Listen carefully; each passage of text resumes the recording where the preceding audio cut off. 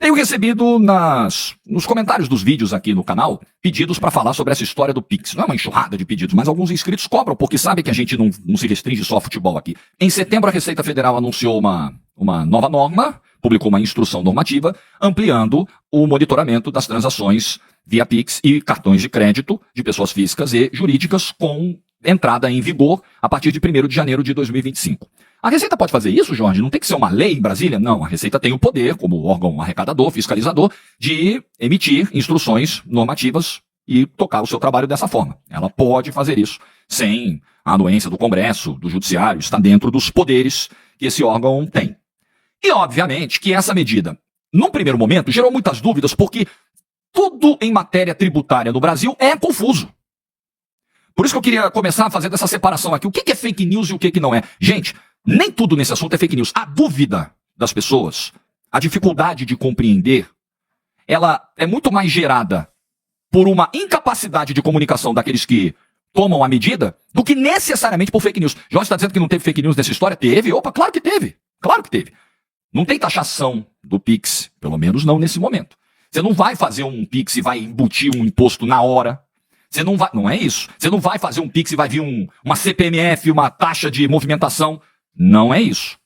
Mas o que vai acontecer é que, provavelmente, com esse aumento no volume de informações, a Receita Federal terá uma oportunidade maior de fazer cruzamentos de dados e entender que aqueles ganhos, por menores que sejam, são tributáveis e cobrar esse imposto de quem hoje talvez não seja alcançado por essa cobrança porque o monitoramento não seja suficiente. Então é isso que está em jogo. O aumento do escopo de informações, obviamente que ele visa um controle maior das atividades financeiras, o combate à lavagem de dinheiro, às operações ilegais, fraudulentas e também sonegação. E aí, quando a gente fala o que é a sonegação é quando você não paga o imposto que, de acordo com a lei tributária, é devido e agora aumenta a chance de você ter esse imposto cobrado. Não foi criado um novo imposto, uma nova taxa, porque isso é altamente impopular. Um governo apresentar um projeto de imposto novo. Isso não foi. Mas se dá a possibilidade agora da arrecadação, com os impostos que estão aí já, com as leis atuais, dessa arrecadação aumentar. Porque o poder de monitoramento e fiscalização fica maior a partir de agora, para você cruzar essas informações. Ah, entra tanto na conta do camarada, sai tanto, ele gasta tanto com cartão de crédito. Poxa, tem um descompasso aqui. Isso é ganho, isso é receita, isso é renda. Opa, isso aqui é tributável. A Receita terá um poder maior para fazer isso, a partir de agora, com qualquer cidadão e com qualquer empresa. Porque é um limite de 5 mil, a partir de 5 mil para pessoas físicas e 15 mil para pessoas jurídicas de monitoramento. E é importante lembrar que esse monitoramento já existia. Também é importante esclarecer isso. Também pode ter sido uma fake news, né? Agora eles querem mexer no Pix e controlar o que as pessoas fazem. Os bancos grandes já faziam esse informe.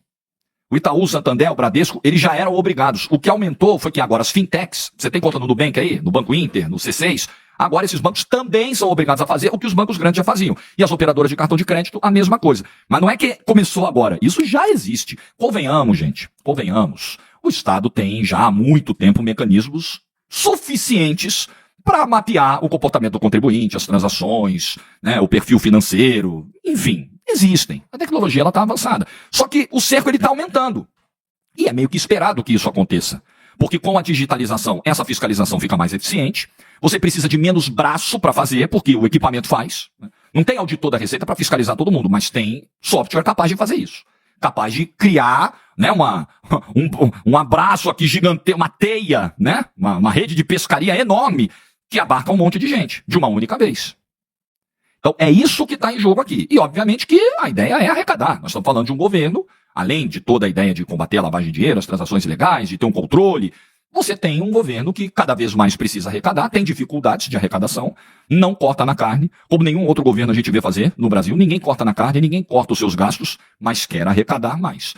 Como criar um novo imposto é muito impopular, você aumenta o olhar em cima do que já está na lei. Só que isso também é impopular. E aí eu volto ao campo da dúvida. Como todas as normas tributárias, todas as questões tributárias, elas enchem o contribuinte brasileiro de dúvida, porque as nossas normas são complexas demais, extensas demais. As pessoas se assustam com a medida. Opa, o que vai acontecer comigo? O que vai acontecer comigo que, de repente, eu movimento ali para comprar materiais, para comprar insumos, 5 mil, 7 mil por mês, só que o meu ganho de fato é 2, é 3.500. Será que eu vou ser tributado por algo que não é ganho? Porque vai ser difícil controlar isso. Ganho e movimentação são coisas diferentes algumas vezes. Nem sempre tudo que está na sua conta, tudo que passa por ali é configurado renda, é configurado um ganho. Pode ser um dinheiro transitório, enfim. Como explicar isso? As pessoas se assustaram. E no segundo momento, depois do susto, vem a rejeição à medida. Não é simpática uma medida como essa. Jorge, mas você está defendendo a sonegação de tributos? Não, em hipótese alguma. Só que um monitoramento como esse, da forma como foi divulgado, da forma como foi anunciado, assustou as pessoas. E vai ser muito difícil, se de fato a Receita Federal for para cima de todos, dos pequenos, do vendedor ambulante, do pequeno prestador de serviço, né, de pessoas que têm essa dificuldade, né, porque passa muito dinheiro pela conta e nem sempre é renda, o motorista de Uber e tal. Você vai criar um problema, muitas vezes, dessas pessoas terem que explicar. Você imagina, o pequenininho empresário tem que dar nota de tudo, comprovante de tudo para explicar que aquilo é renda, aquilo não é, aquilo é ganho, aquilo não é, aquilo é só um dinheiro que passou, aquilo ali é só um dinheiro para comprar insumo, para reinvestimento. Vai ser complicado, vai ser muito difícil fazer isso, é impossível fazer isso. É impossível. Então é uma medida que assusta e que é impopular, sempre impopular. O Robson Barreirinhas, o secretário da Receita Federal, disse na semana passada ao G1 que a ideia não é fiscalizar as pessoas que movimentam valores baixos, que eles estão de olho mesmo no grande sonegador, e que a ideia vai ser orientar o contribuinte pequeno a se regularizar, orientar a se regularizar. O que isso quer dizer?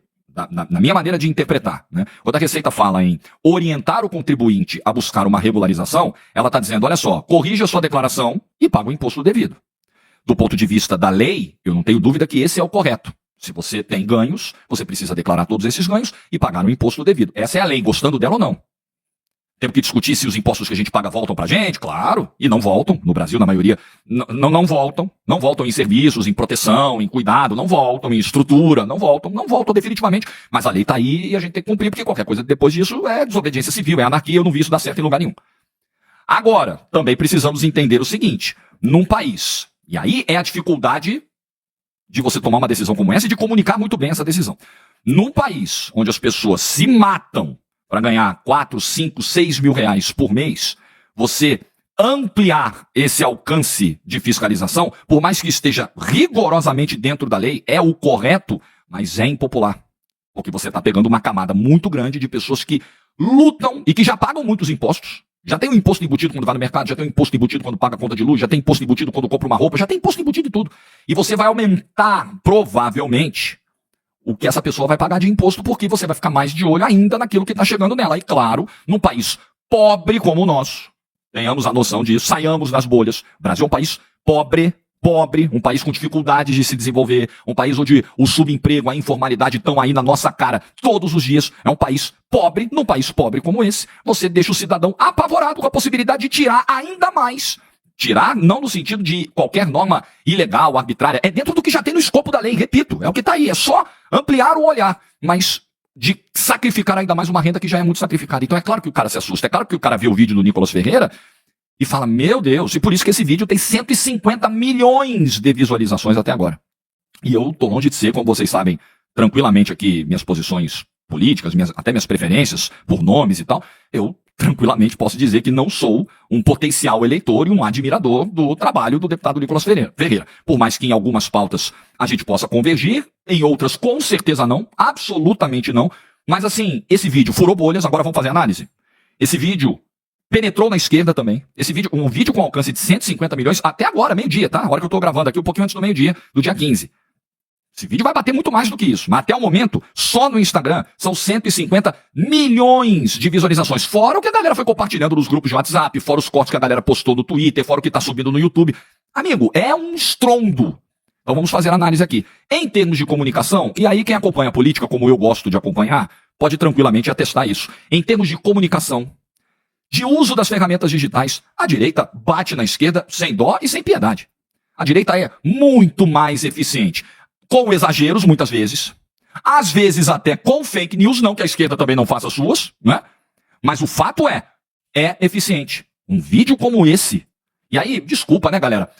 Aí começa a vir uma galera em rede social, não, porque isso aí deve ter sido impulsionamento ilegal. Enquanto você fica fingindo que o teu adversário não tem mérito, e aí eu tô falando pra quem é de esquerda, enquanto você olha pro outro lado e não vê as virtudes do seu adversário, e não vê onde você precisa melhorar, você vai varrendo para baixo do tapete e você vai colhendo derrotas. Derrotas e impopularidade. A esquerda está tomando um 7-1 nesse episódio do Pix.